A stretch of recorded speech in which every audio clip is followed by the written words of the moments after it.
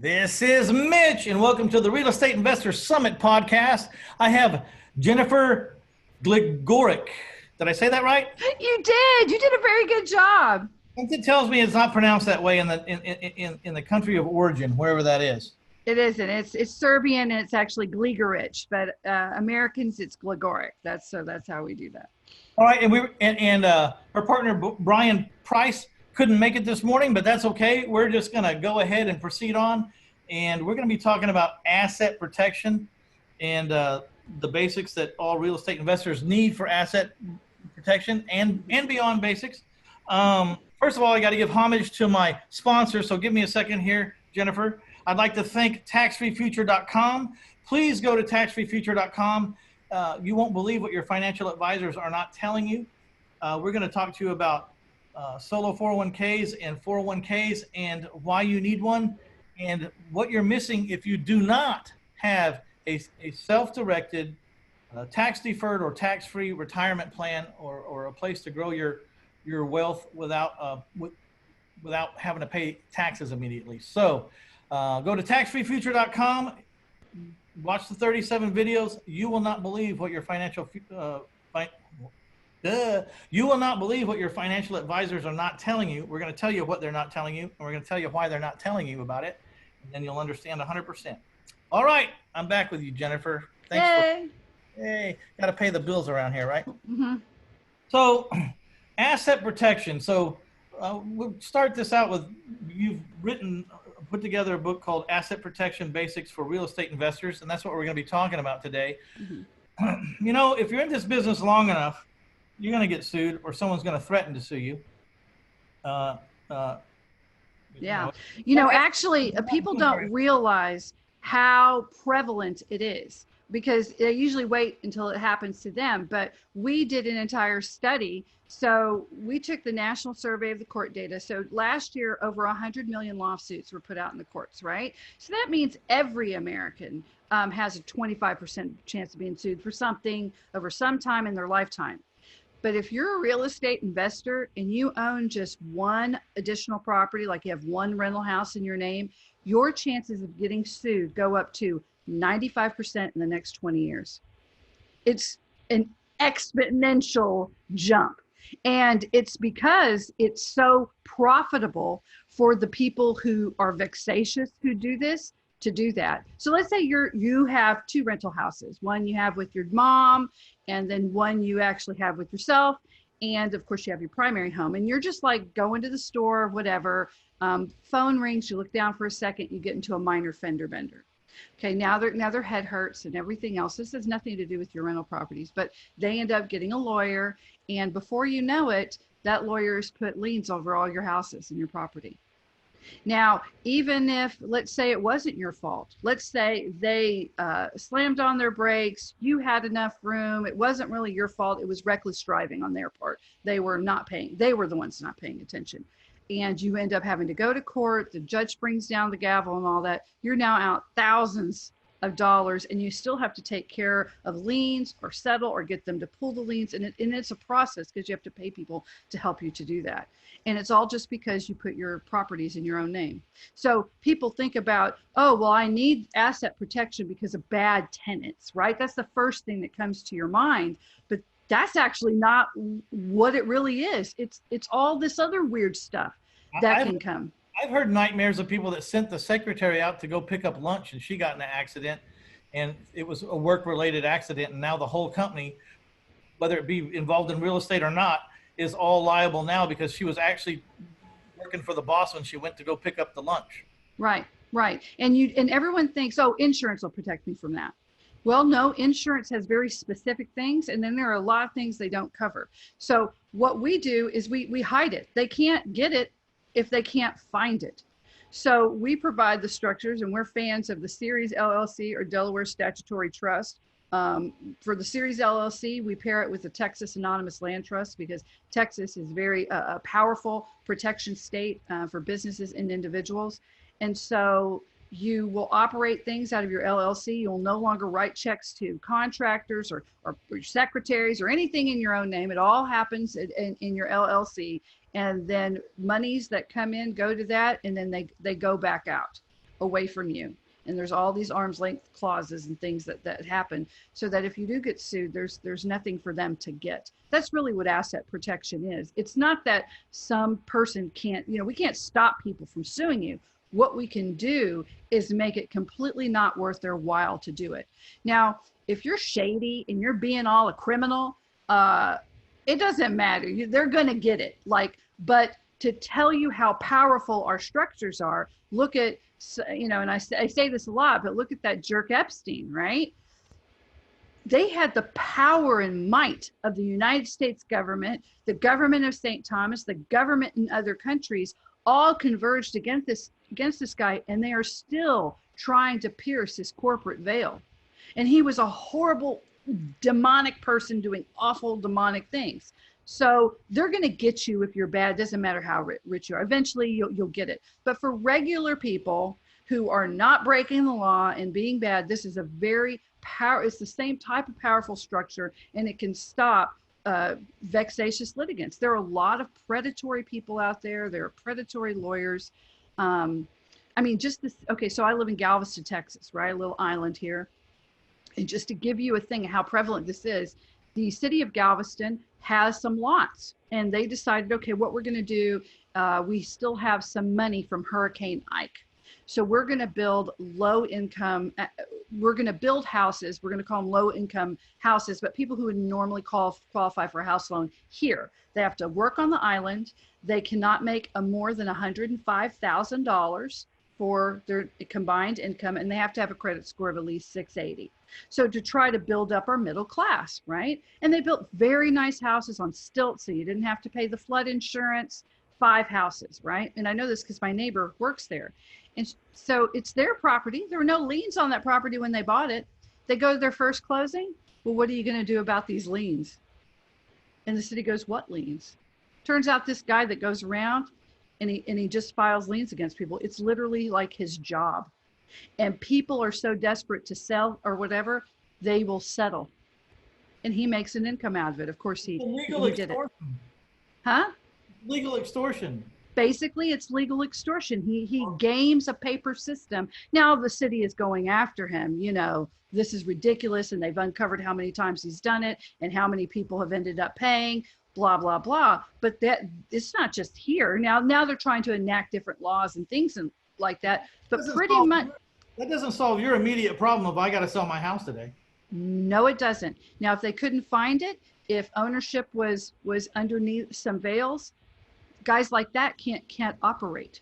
So it protects you. It's a protective measure. They would have to spend money, time, and effort. And this isn't just a problem here. It's rampant. And it gets worse anytime you have people on TV talking about recession or things like that. Well, then people get desperate and they do crazy things too. So you really need to be protected ahead of time. So just a side note or a little nugget. In my life, there is never a free and clear house. I mean, if I paid for something myself, then I loan it to my corporation, and my corporation has a debt back to me, because you need this debt, and the debt needs to be worthy of the value of the property, so that if someone does a frivolous lawsuit like this, you can at least foreclose them off. And if they want to pay the underlying debt, you're happy. So, I mean, I've helped a lot of people. I say a lot of people. I helped a person one time get out of a free and clear house by having them. I knew the contractor was going to run down and file a bogus mechanics lien. I had him run down, and they beat him to the courthouse, and they filed a pretty big lien on the property.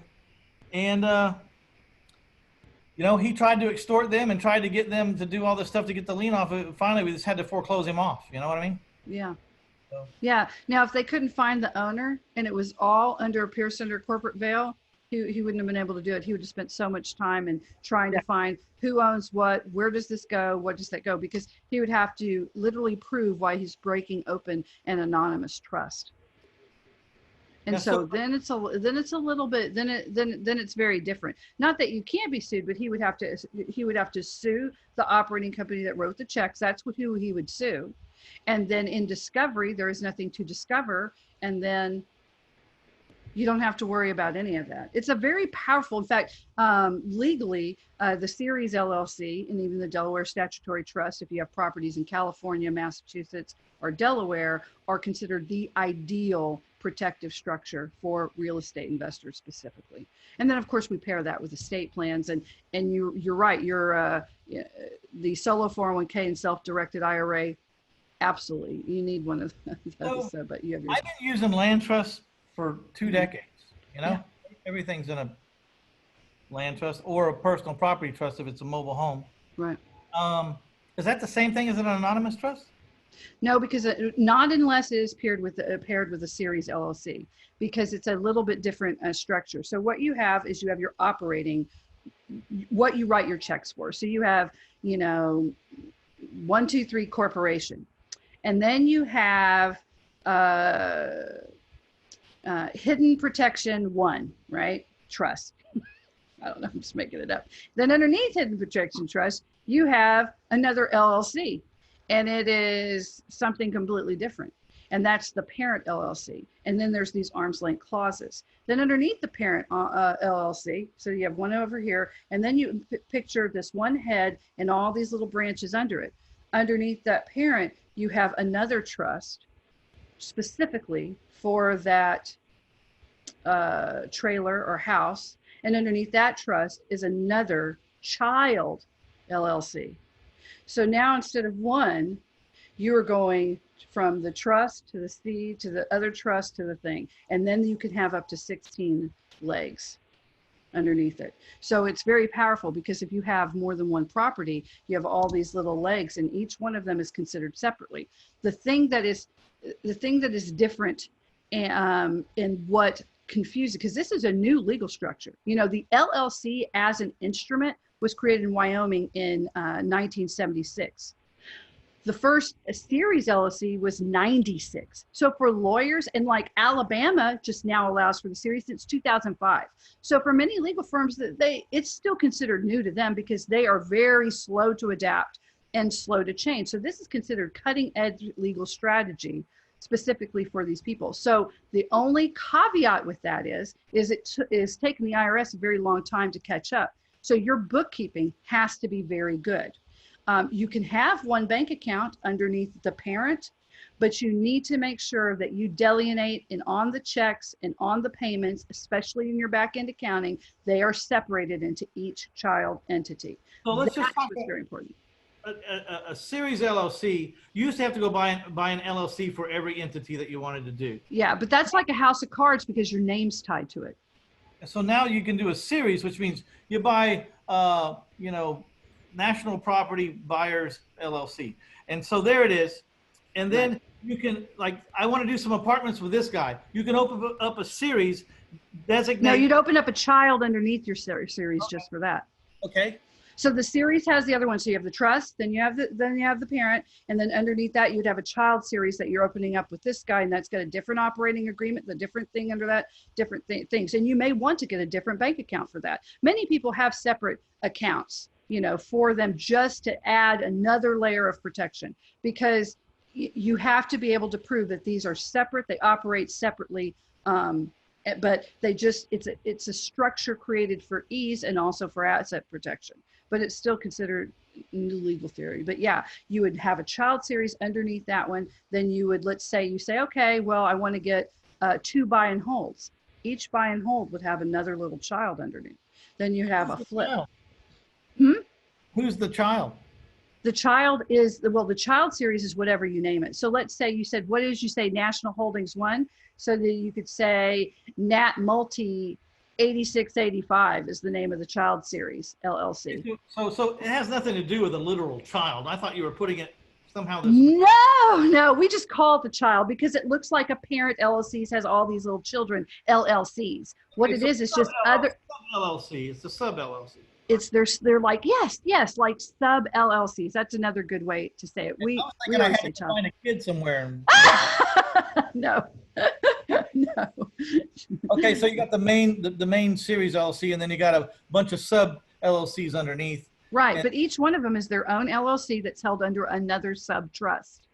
Have you defended these before, or is there case law on these yet? Yeah, there is case law, but there haven't had anyone that's pierced the corporate veil. It is it is the ideal structure. They haven't had any one of them that they've been able to break open. So that's why we are, you know, I mean, I'm sure anything could happen if you do it wrong. But in Florida, there was one case because they would use their name. There was one case, but again, it was misinformation on the person who set it up. They didn't have the right information for their client, or the client didn't listen. You never know how that kind of works out. And so they didn't do the accounting correct.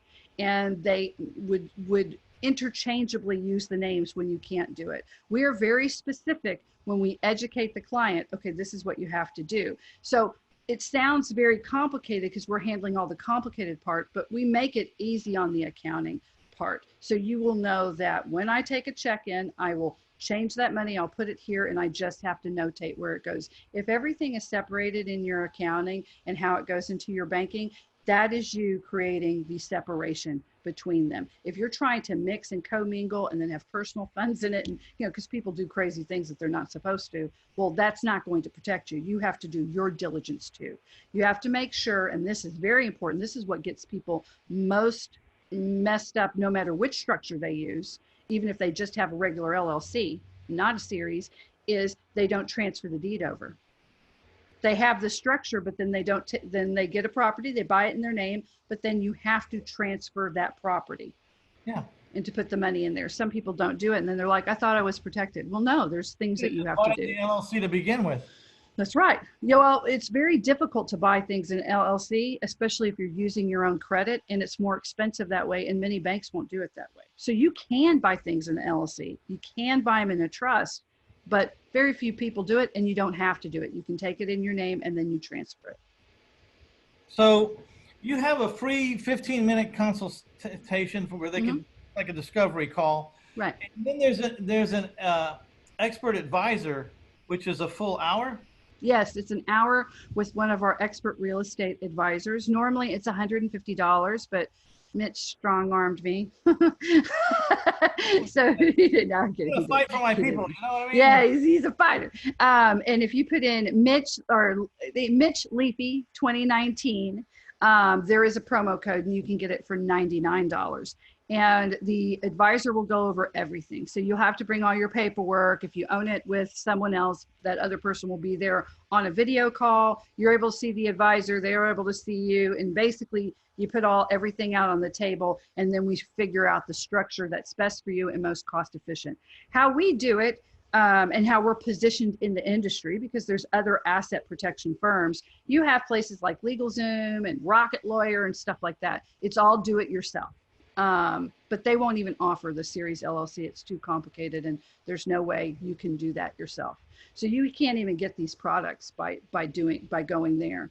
Or you can go to a very expensive niche law firm that is owned by lawyers.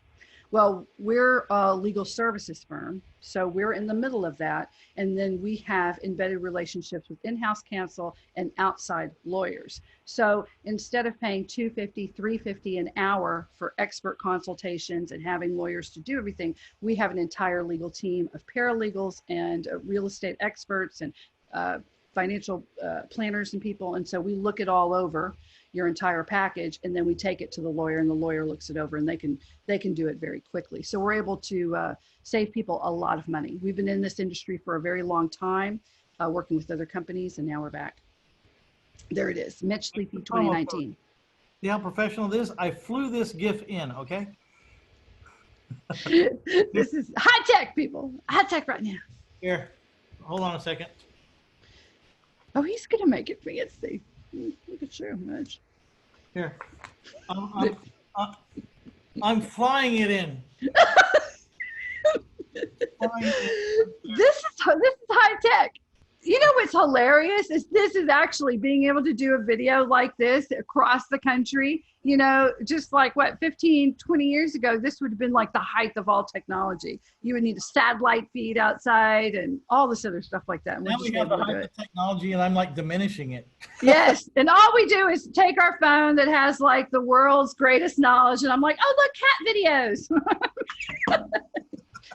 Okay, so Mitch Leafy 2019, you get a for your expert advisor. They'll spend an hour with you. They'll probably do some research for you or whatever, but Mm-hmm. you know, that's a lot of work. But they're also going to give you some sound advice. Regularly $150, but you can get it for $99 if you use that promo code Mitch Leafy 2019 Mm-hmm. 2009.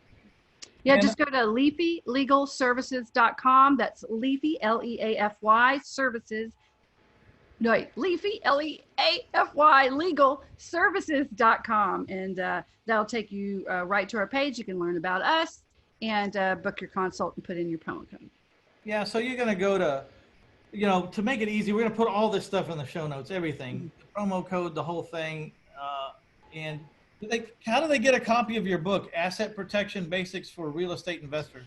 They just go to leafylegalservices.com, and then at the very bottom of the page, a little thing will scroll up and ask them if they want a free download. You click on that, and then you can get it. We're going to make all this real easy, though, because my people are used to going to investorsummit.com / and we're going to go to LEAFY. That'll get you to the show notes. You don't have to remember any of this stuff. It'll just be all over there. Just remember the promo code, the keyword Leafy, reinvestorsummit.com / Leafy. You'll get over there to the show notes, and we'll have all this stuff, links to everything she's talking about and the book. And so we'll make it easy for you. So give me some real life examples of how you've saved some people from some problems without dragging us too much through the technical mud. Well, okay, so I think this is not ours, but this was another thing that happened. There was this one famous case where, well, I'm trying to get people's names off of it. Okay, I'm gonna scrap it because I've used this story before, but we did have one that was similar to this. They bought a house that had been used for illegal activities, and they ended up, they did not know it. It was not disclosed to them. And so no one got sick. So there's a famous one where the family got sick, had to live in their, live outside. Meth house. It was like in Washington State. And everyone got sued over that because the family couldn't even live in the house, but then they were stuck in the house because the disclosures didn't come, and the realtor got dragged in, and then all the previous owners. So number one, if you'd had a series, you wouldn't have gotten dragged into that. But this is another one that's like it. They didn't know. They didn't really get sick or anything like that, but they still sued thinking, what if we could have? We should have known this ahead of time that this was there, because they had started getting visitors. And they thought they had kids, and it was a dangerous situation, and they probably wouldn't have gotten the house because of that. And they went back through who owned it and drug the prior owners into a suit, because each one of the people were saying, well, that should have been in your seller's disclosure. Well, no, I didn't know either. That should have been in yours. Oh, you know, they tried to go backwards to blame like the original person who would never have known because they sold the house to people. So it all got kind of convoluted. So a thing like the meth producer. Yeah, no, those people end up getting off scot-free. I have no idea why it works like that, but that's kind of how it works like that. They were selling all that stuff. Yeah, but we had someone who had the land. It was a weird deal in California. You know, some people will have the land and some people will have the house. They break it up like that in California. California is weird. And they were not drug into that because the land was actually under one of their child series. So that's how they were like looking at it going, man, I'm glad they grabbed me for that, because if they would have been grabbed, then they would have to said, well, did you have a, environmental testing and all the stuff like that you would need to have and something like that. So, yeah. Or you just put in your disclaimer, you're buying it as is, where is, right? Mm-hmm. We had another, we have a podcast too, but we had a guest on. She bought on an auction for $10, and she was like, this is great. So she goes out there to a trailer and it had a huge sign on it: former meth house, do not go in, you're not allowed, it's a hazard to humans, whatever. And she ended up making several $1,000s on that by selling it on Facebook, even though it was like terrible, but it was just, she put the disclosures out. Yeah, they just lifted it up, and they had land, and she found somebody to buy on it, but she's still the company. So I've been sued 3 times in my 2,000 houses in my 24-year career. Wow. That's outside of the normal suing people that I get drug into suits because I was a lien holder or something over taxes or something. I'm not talking about that. I'm talking about real dangerous lawsuits. Every single time, the 3 people that sued me were 3 people that I tried to help get off the street, or they were destitute. You That does know, not surprise me. so I'm gonna give y'all a little nugget about charity here if you want. Um, so you know, people under bridges or homeless can't get Social Security and welfare and all that because they don't send that stuff to a bridge address. There is no address to the bridge, so they got to get an address. So I took it upon myself to get these people get them an address, get them a place to live, get them their Social Security, get them their benefits and all this stuff, and they just pay me a pittance for this mobile home or whatever, and you can and now you're off the street and you have some subsistence and everybody's better off, Right.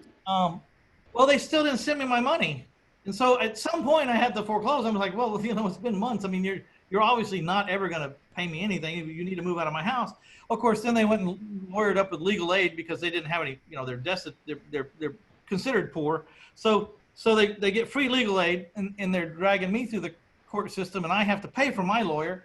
And long story short, I won all 3 cases. I fought on principle, which will never happen again because there is no such thing as principle in the court of law. It becomes about everything that it isn't. You would have thought I was Hitler. You would have thought I was, I don't know, I was molesting these people on a daily basis somehow in the courtroom. It became about everything that it wasn't. I won all cases. It was very stressful. They always were suing for huge amounts of money. And it cost me $40,000 about each time to win. I won, always, but it's not worth it. So maybe one of the best rules before we even get to fighting is I should have settled with these people right up front. The first check's the easiest check, even though it was completely wrong. I felt like I was being completely done an injustice to. The mobile home that I won was in someone else's park, and it was a $6,000 mobile home. I should have just gave them the mobile home. That would have solved the problem. But at the time, I was still a idealistic young man and was going to fight on the principles. Learned very painstakingly that you avoid lawsuits at all costs if you can bear it, because they get out of hand very quickly. And sometimes, if you do enough volume, these things are going to happen. You also learn how to stay out of those positions. And this was the nugget. You don't do charity. If you want to do charity, go get your checkbook and give some cash or write a check to a church or something, your favorite. Do not do charity with your properties. It turns into a fuster-cluck. If you need a decoder for that, let me know. But it turns into a fuster-cluck. And there's a reason, and I don't want to sound politically incorrect or whatever, but there's a reason why a lot of these people are under bridges to begin with. And it's not your fault, and it's maybe not even be their fault. But there's powers at play, and you don't want to get mixed up in that stuff. So today, I do not, my houses are strictly business. You don't have exactly what it takes to get in this house with a down payment or whatever, then we're going to have to move along and wait till you do. When I do my charity now, I do my charity real easy. I just write a check or my favorite charity of my choice, and that's how I donate. And I don't use my business to do charity. Yeah, no, that's actually very smart. That's part of, I agree with you. And I come from the person who used to live in a homeless shelter. As a teen, I was a pregnant homeless teenager. I ended up going to University of Miami all on my own merit, like living in bushes, living in Covenant House is a shelter for if you're 21 years or younger. So I still will give to Covenant House. But the majority of the people I met were not like me. I came from a great family, but they all just went to pot right when I needed them as a teenager. And now if you met my family, you go, oh man, you must have had a silver spoon in your mouth. You'd never know. And a lot of families go through that. They just go through really bad times. At the same time, huh? Well, so yeah. I'm glad I prefaced it. But those people, but I'm going to tell you, many of the people, you can give them a house, you can give them that, but they are not mentally able to care for it. They will get kicked out because they're hoarders. They're broken somehow, Yes, they need other help that we need to do, not to give handouts. I needed, and we don't do this anymore. But back in the day, I got to tell you, I was told a million times, we'll help you if you work, but if you lay down, and I'm like, man, how much more down can I get? Like a straight A student, I'm not on drugs. I'm not trying to do any of this, just everything went wrong. And I made this one bad decision that's made everything 100 million times worse.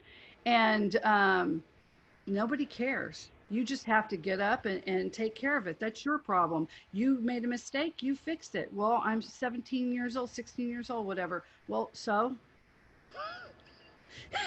and I got to tell you, that has made me a business owner that has been revolutionary, because I have the power to fix anything in my life. And I've met other people in similar circumstances that have the power to fix anything in their life. But I am mentally and emotionally stable. If you're not mentally and emotionally stable, you can try to motivate. You can do a million things in the world that can't help them, because they have the inability to help themselves. Sounds like you have quite a book in yourself. Have you written your memoirs?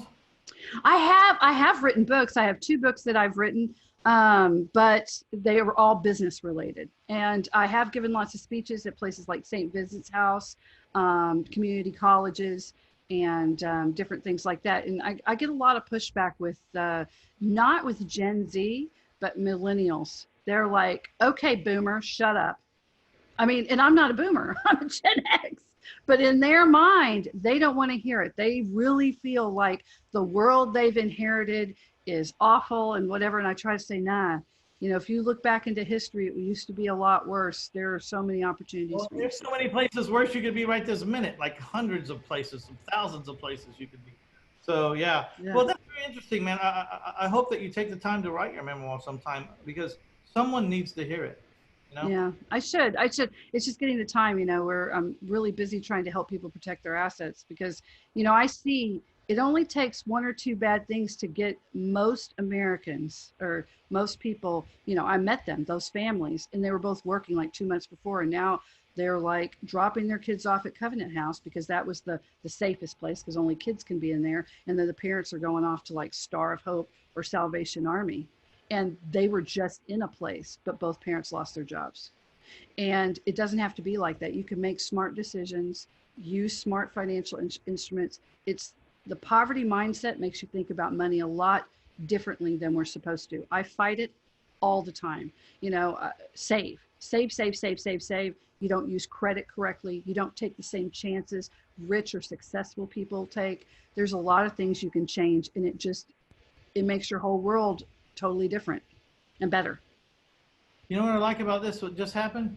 We went from talking about legal necessities and all that stuff to actually seeing a real person who's behind all this stuff. And I think that goes a long way into making people want to work with you, and be a part. So please go to reinvestorsummit.com/Leafy, Leafy, get your free consult, or go ahead and take advantage of that promo code Mitch Leafy 2019 and get the expert advisor 1 hour, more in depth look at where you're at and what you should do. I think everybody should at least know. I mean, if you're not ready or you can't afford it at the time or whatever the reason is, at least get the consult and learn what you don't know. Yeah, it's a lot more affordable than you think. And if you resonated with me at all, my whole team is like this. I mean, I work with people that I love. My entire team are people I know their story, I know who they are, and they all want to help people. So it's the entire company is just like me. We can help you. It may not be the most gold standard protection, but we can at least get you started so that you can take a couple breaths safer than you were before, or learn a new way about money or how you're saving your money to get you a little bit extra. We can do that. All right. Well, anything else we need to say before maybe we wrap it up, Jennifer? I can't think of anything other than happy Halloween, but it's going to come after Halloween. So I hope y'all had a great Halloween. There you go. This is Mitch Stephen with the Real Estate Investor Summit podcast. I'm so glad you stopped by to get you some Jennifer Gligoric. Yay! And I hope you're achieving your goals this year. This year it's almost over, guys. I mean, we looked up and it's getting to be November. So, and I also want to thank taxfreefuture.com. Thank you. Please, you guys go to taxfreefuture.com, watch the 37 videos, learn about how powerful it is to have a self-directed 401k or solo 1k that's tax deferred or tax free. Don't split hairs with me. They might cost a tiny bit, but it's free, all things considered, if you do things a certain way. And I'm sure you guys know about those things too, right? IRAs and 401ks. And yep. Yeah. Yeah, we do. We love them. They're very smart things. Yeah, so they're probably be an intricate part of your plan. If they're not, they need to be. If says humble, my opinion, Mitch Stephen. What do I know? But I say when you see what they can do, you're going to like them.